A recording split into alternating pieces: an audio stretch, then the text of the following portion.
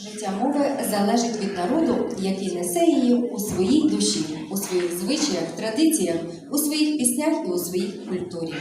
Мову азербайджанського народу запрошуємо представити учасника Вінницької міської громади азербайджанців, а теж головою якої є Тимур Абушов, Акбара Шахбандаєва, жертва любові Карабаха, хан Шушинський.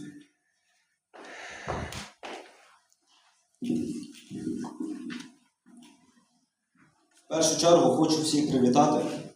Я зачитаю вірш, який називається «Карабан Шкестасі». В перекладі на українську мову «Жертва любові Карабаха». Автор хан Шушинський. Вірш був написаний в 18 столітті. Хан Шушинський написав вірш за досить короткий час, бо він це написав від серця та любові до Карабаху. Отож, так як я з Карабаху, я також вам зачитаю вірш від серця та з любов'ю. Дякую.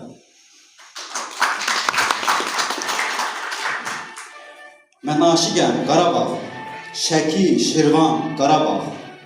Ay Karabağ.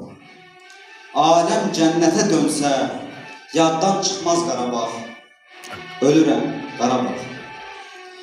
Könlüm keçir ay balam Karabağ'dan, qadan alım Karabağ. Gah o dağdan, gah bu dağdan, qadan alım Karabağ. Akşamüstü qoy uzaqdan, havalansın xanın səsi, Qarabağın şikəstəsi. Sevirəm səni Qarabağ, sevirəm səni Qarabağ. Переклад на українську мову. Я закохана в тебе, Карабах. Шекі, Ширван, Карабах.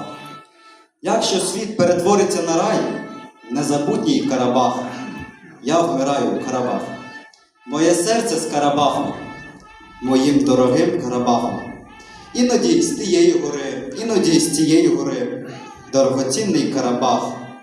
Увечері нехай іздалека голос хана буде явлений, жертва любові Карабаха. Я люблю тебе, Карабах, я люблю тебе, Карабах. Дякую всім за увагу. Хочу побажати нам всім мирного неба над головою і щоб всі жили дружно та без війни. Дякую.